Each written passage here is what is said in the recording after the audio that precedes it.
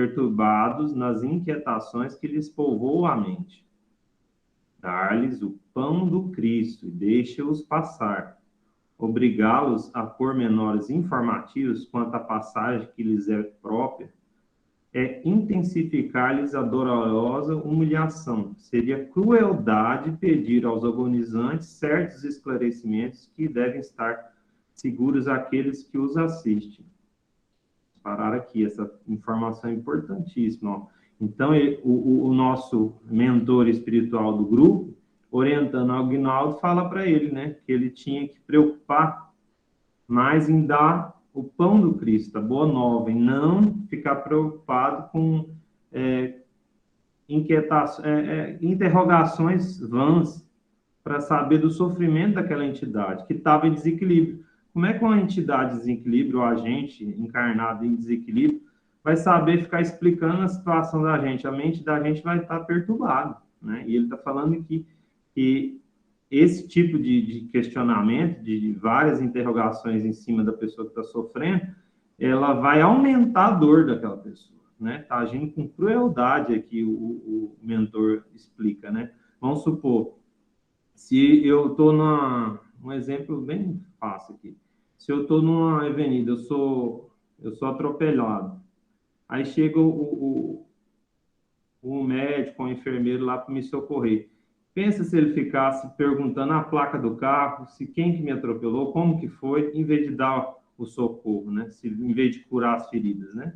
Então é isso aqui que o nosso mentor está falando com o nosso Aguinaldo. Além do mais, o mentor continua. Os que ensinam e doutrinam estão sempre criando imagens mentais diferentes naqueles que ouvem e aprendem. Torna-se indispensável não esquecer que tens numeroso público visível e invisível. Ó, ele puxando de novo a orelha dele.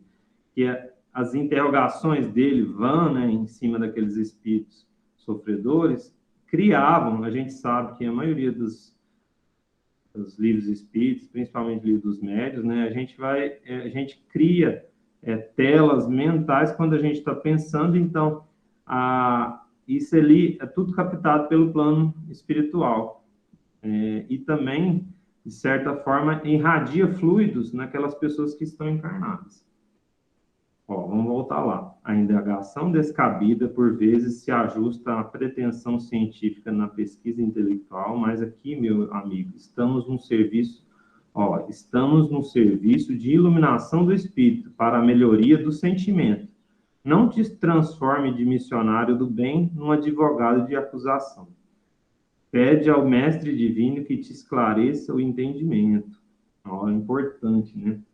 Então, é aquele negócio, né? Se a gente está ali na reunião mediúnica, em qualquer área do centro espírita, para acolher, para socorrer, a gente não deve ficar colocando o dedo na ferida daquela pessoa, daquele espírito que está sofrendo, e acusando ele dos erros, ou querendo saber dos erros dele. A gente tem que procurar passar o pão espiritual, né? A boa nova, os ensinamentos de Jesus que vão trazer as reflexões necessárias para o espírito ir se auto-corrigindo, se melhorando, evoluindo moralmente, né?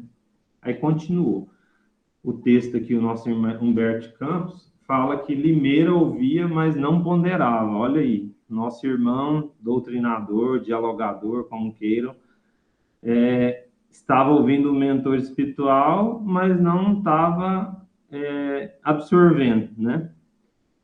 Logo na sessão imediata, referia-se ao trabalho indagador dos estudiosos eminentes do espiritismo científico, e quando algum pobre necessitado se fazia sentir, iniciava o interrogatório crucial.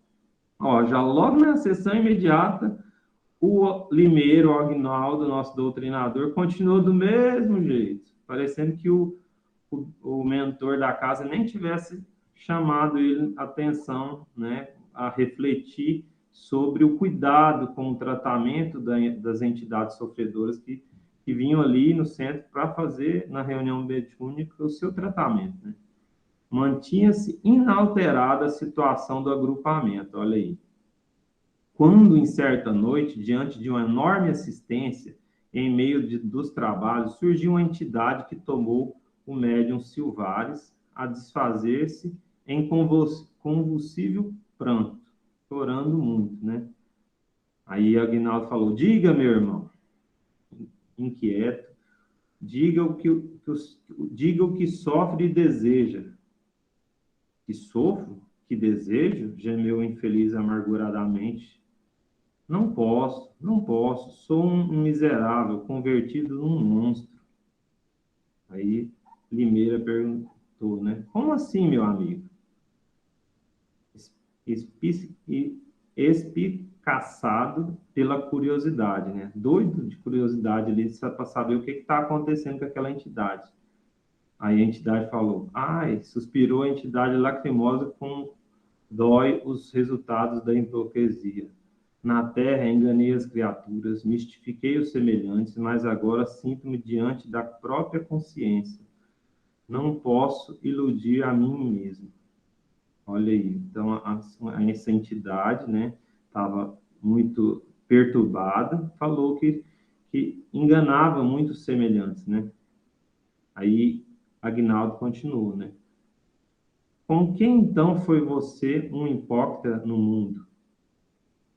Com atitude superior, né? O nosso Aguinaldo certamente enganou os homens, mascarando os propósitos e intenções, e muito tarde reconheceu que praticou um crime.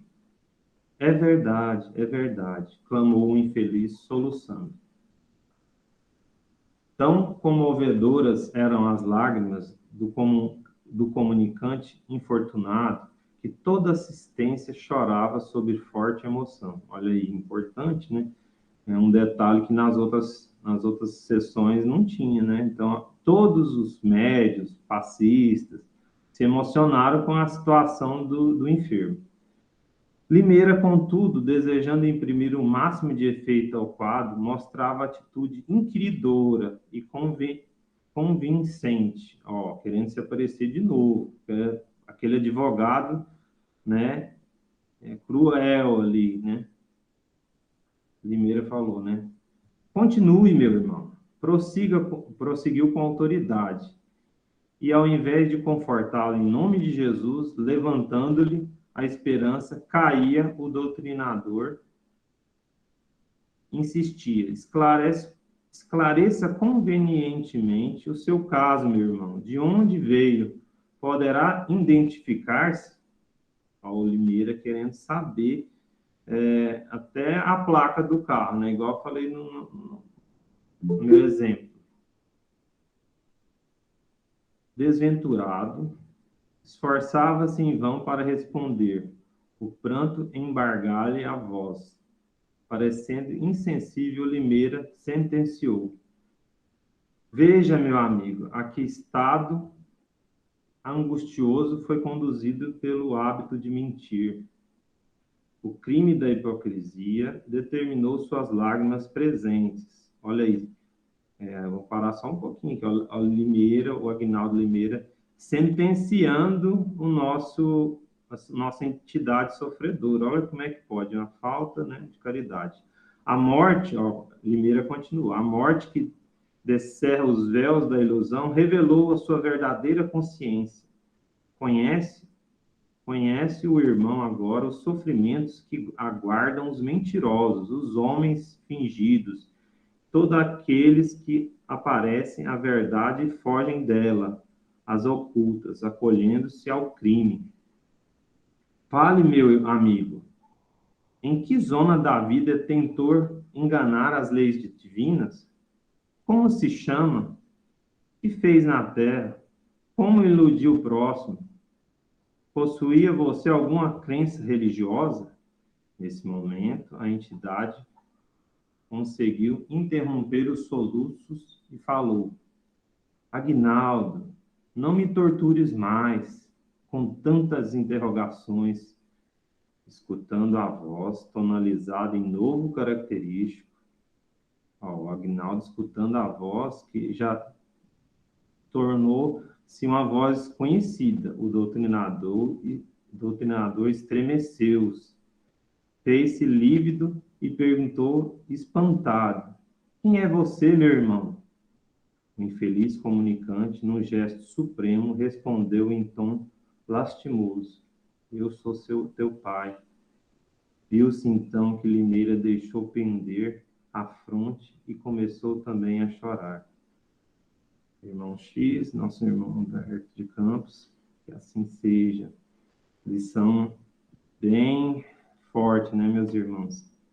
O nosso Limeira teve que, para abrir o coração dele, a espiritualidade mostrar para ele que quem está no comando das atividades são os nossos mentores, eles trouxeram a lição aí para o nosso Aguinaldo em outro nível, né? Trouxeram o próprio pai dele, e ele, como um doutrinador inquiridor, né, fez a mesma coisa com o pai dele, que ele já fazia em outras sessões, que ele foi avisado. Né? Então, vamos projetar aqui outra parte. Aqui, só um minutinho que eu vou passar para a nossa parte doutrinária aqui.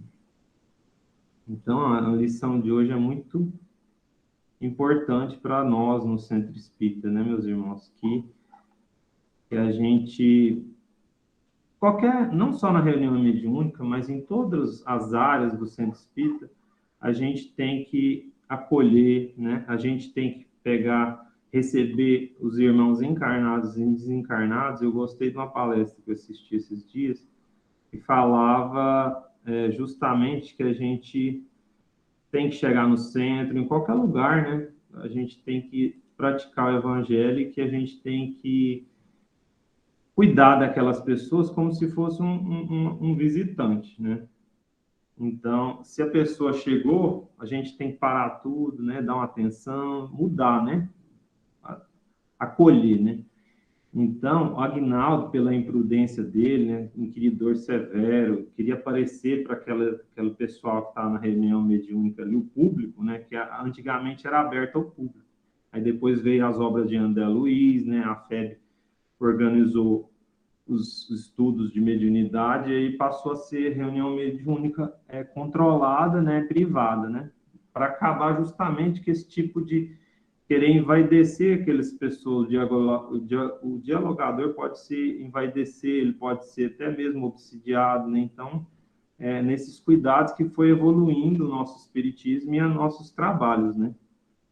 Então, o que acontece? O Limeira foi convidado a refletir a espiritualidade, né? O mentor, chegou nele num dia para ele que agisse com prudência, com amor, né? Você vê as palavras do mentor, né? Que palavras bonitas, né? Dá o pão do Cristo, né? Não que a gente seja um advogado de acusação, né? Mesmo assim, ele continua cometendo os mesmos erros, né? E parecendo que não era com ele. E aí, a espiritualidade, como ele pensava que estava no controle, né? O doutrinador, o esclarecedor, alguns pensam que eles que estão no comando de tudo, porque ele que está conversando ali com a entidade, né? Então, aí vem a lição dos mentores. Eles foram no plano espiritual, buscou o próprio pai dele. Aí Aguinaldo abriu o seu coração, né? Ele recebeu uma reflexão mais tocante, mais firme. Quando é com a gente, né, a gente percebe que os ensinamentos tocam lá no fundo, né? Então, é aquela lei áurea, né? E fazer com o próximo o que a gente gostaria que fizesse conosco mesmo. É a lei, a regra universal de todas as religiões, né? Desde a antiguidade mais remota, né? Jesus, né, em Lucas 6:31, falava, né? Como queres que os homens vos façam, assim fazei-o vós também a eles. Né? Em Mateus também fala com outras palavras, mas no mesmo sentido.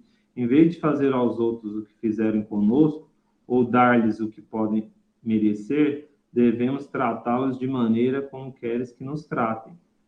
Então, aqui em Mateus 5:38, ele fala assim que a gente não deve pagar o mal com o mal, né? Que a gente tem que tratá-los de maneira como a gente quisesse que a gente fosse tratado, né? Se a pessoa te dá um tapa, aí você dá outra face, que é a face do amor, né? E lá em Mateus 7 também fala, tudo quanto, pois, queres que os homens vos façam, assim fazei-vos também a eles.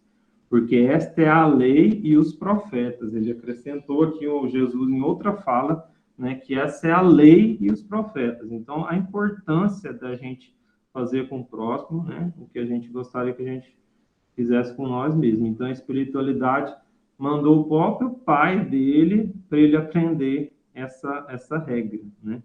Então, assim, a gente vê que a reunião mediúnica e todas as setores do centro espírita, a importância da gente estar, né, sendo empático, da gente estar sendo dócil, né, a gente está tirando o tempo para acolher aquelas pessoas que aparecem ali no centro espírita.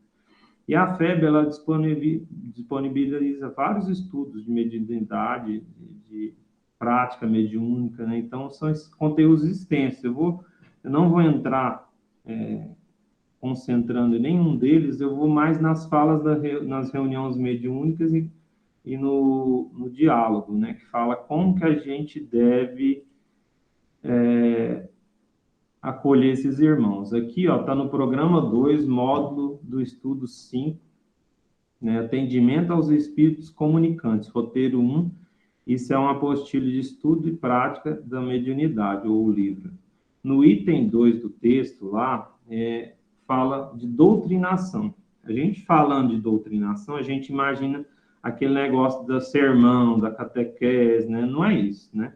O Espiritismo, ele fala doutrinação, é o esclarecimento doutrinário aos comunicantes que necessitam de apoio espiritual.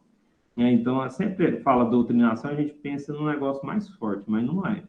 Né? A gente acolher, a gente esclarecer à luz da doutrina espírita, à luz da Boa Nova, os nossos irmãos que estão em sofrimento. Né? Jesus, lá em Mateus 15, 18, fala, né? Mas o que sai da boca procede do coração, e isso contamina o homem. Jesus disse isso lá. Então, cai bem na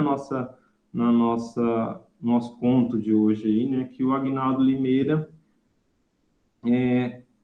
falava, né? E ele estava no íntimo dele, né? As coisas, aquele inquisidor, aquela pessoa autoritária, estava ali, não só nas palavras, mas o plano espiritual inteiro estava assistindo as imagens mentais que ele estava produzindo no momento da reunião. E provavelmente as pessoas que estavam, público em geral ali próximo, também estavam sentindo a vibração, as energias do nosso irmão Aguinaldo.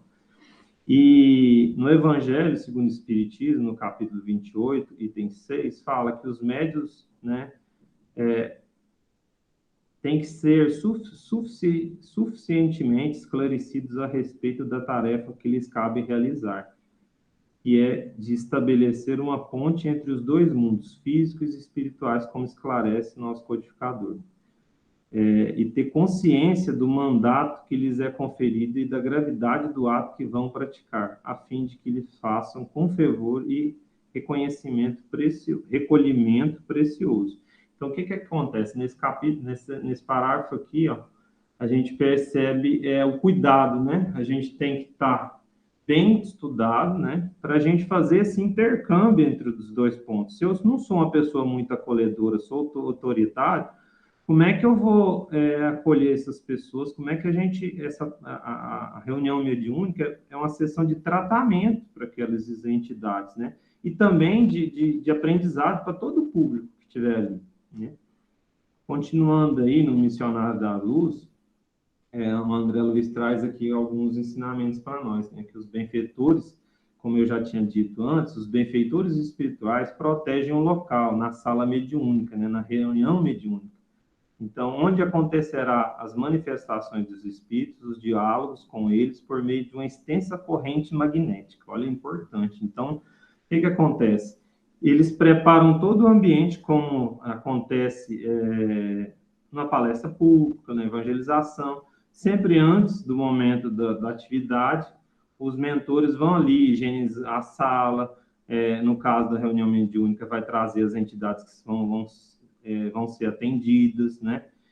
Trazem aquelas outras entidades que estão ali para fazer como se fosse um estágio, que vão auxiliar também na reunião, né? Tem um mentor principal, e vai. E aqui está falando essa tarefa, como é que é uma cadeia magnética. Então, a importância de todo mundo estar ali harmonizado, numa vibração próxima, né? De harmonia, de paz. Para quê? Para aquelas entidades que vêm ali recalcitrantes, entidades perversas, sentir essa corrente, esse magnetismo, esse elo de amor ali, para eles se sensibilizarem e mudar a chave, procurar assistência, né? Vamos continuar aqui o nosso levantamento biográfico, que fala o que no mesmo livro, né, que o atendimento aos espíritos necessitados destaca a atuação do médium psicofônico e do médium esclarecedor, também chamado de dialogador ou doutrinador. Os demais membros do grupo cooperam em silêncio. Importante, né, aquele negócio da concentração. Eu estou na reunião mediúnica, não é só a gente está falando do cara do Limeira aqui, que era o esclarecedor, mas isso vale para todos os outros que estão ali, o passista, todo mundo que está na assistência, né?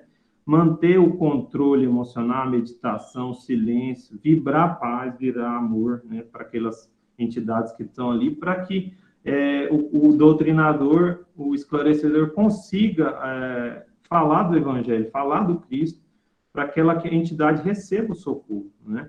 Ou o início de socorro, porque tem entidades que vai na reunião mediúnica que não resolve de uma vez só, vai lá 1, 2, né, 3, até conseguir pedir perdão a Deus e continuar a sua vida, né? Vai para o planejamento reencarnatório de uma próxima reencarnação se equilibrar, né? Então, aqui, no livro Desobsessão, né, o André Luiz, Psicografia do Chico, do Valdo Vieira, fala, né, o imperativo do teor vibratório elevado nos componentes da reunião, a fim de que os doentes da alma se reaqueçam para o retorno ao equilíbrio e ao discernimento. Então, o que acontece? Todo mundo vibrando um padrão elevado vai ajudar no tratamento da entidade que está se apresentando ali, que foi trazida do plano espiritual para justamente receber esses fluidos animalizados ali e receber também o tratamento da parte espiritual também, do plano espiritual. Então, está sendo tratado nos dois planos para ser tocado, né? Então, assim, nos itens lá do nosso texto 6, 7, 8, fala justamente que o Aguinaldo estava trazendo um desequilíbrio com as suas atitudes inquiridoras, sendo esse advogado, né? Ficar minudenciando uma situação de erro da pessoa, evidenciando ali, querendo saber do erro, né, em vez de dar o remédio, né? Então, lá nesse nosso estudo da mediunidade, esse roteiro da FEB, fala as condições favoráveis de um bom diálogo com os espíritos. A primeiro item lá, ó, gente, o amor, né? No nosso texto fala o pão do Cristo. O empenho do doutrinador na aquisição de valores intelectuais e morais. Então, assim, quem está à frente ali esclarecendo tem que fazer igual o verdadeiro espírita, né? O espírita cristão, né? Está tentando se melhorar a cada dia, né? Esses valores intelectuais e morais. Francisco Tise, no livro Diálogo com as Sombras, ele fala que o conhecimento auxilia por fora, mas só o amor socorre por dentro. Com a nossa cultura, né, nós retificamos os efeitos quanto possível. E só os que amam conseguem atingir as causas mais profundas, né? Isso é no mundo maior de André Luiz. Olha que fala bonita, né? Então, com a parte intelectual, a gente vai ver uma pequena parte, mas a gente vai conseguir adentrar mesmo naquele espírito sofredor, naquela alma, através do amor, né?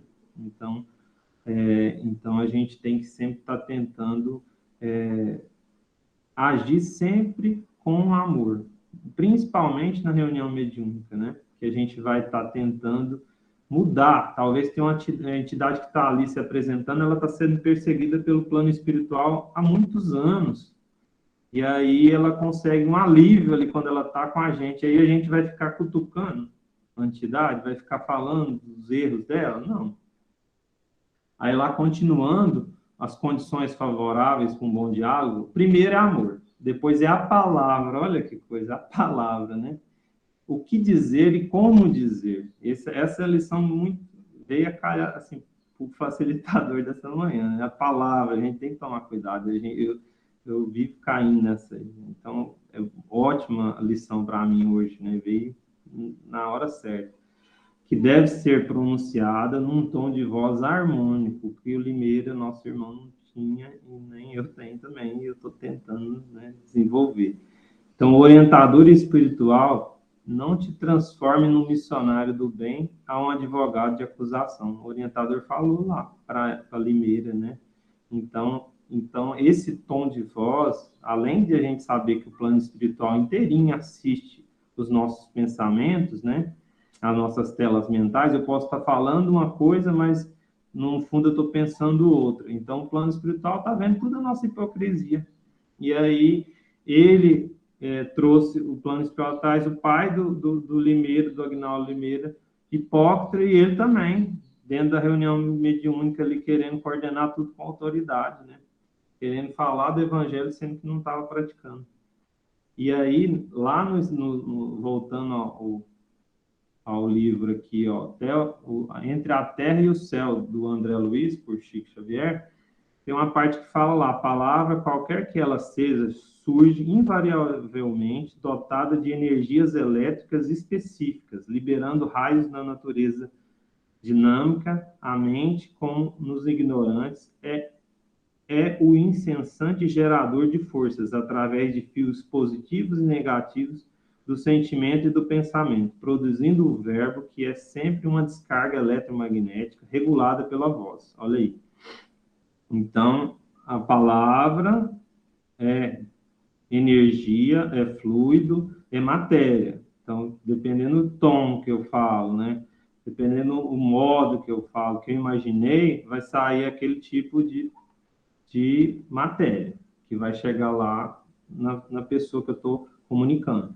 Por isso mesmo, em todos os nossos campos de atividade, a voz nos tonaliza a exteriorização, reclamando o apuro da vida interior. De vez que a palavra, depois de um impulso mental, vive na base da criação. E é por ela que os homens se aproximam e se ajustam para o serviço que lhes compete. Pela voz, o trabalho pode ser favorecido ou retardado, olha aí, no espaço e no tempo, né? Outro importantíssimo, né? Hoje a ciência prova isso, né? Que o nosso pensamento é matéria, que a nossa voz também, e que influencia as pessoas que estão ao nosso redor, né? Então, numa sessão mediúnica, ou em qualquer área que a gente se no trabalho, em casa, a gente tem que tomar cuidado com a voz, né? É melhor, Deus dá, né? Dois ouvidos, né? E uma boca, né? Então, é para a gente escutar mais, né? Guardar ali, pegar um copo de água, tomar e ficar quietinho, né? Do que falar um impropério que vai servir, que vai depois vai aumentar nossos débitos, né? Resumindo. Aí lá no outro item fala o esclarecimento doutrinário, né?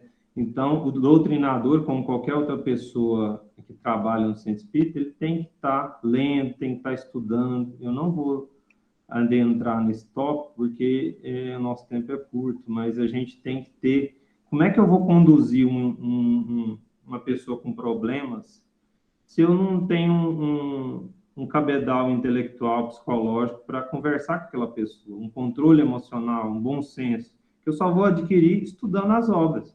O Céu e o Inferno está aí, com vários casos de doutrinação, aquele livro do André Luiz que eu li lá, Diálogo com as Sombras, todas as apostilas da FEB, né? Então, a gente tem que estudar. Para trabalhar na reunião mediúnica, em qualquer setor de centro espírita, tem que estudar, né? O conhecimento vai ajudar no trabalho. Os espíritos vão nos intuir através do conhecimento que eu tenho no meu cérebro, né? No meu espírito, que eu adquiri ao longo dos anos. Então, a gente tem que estudar. Outro item que ele falou importante, e lá no nosso texto falou também, é a prece, o passe e as irradiações mentais, né?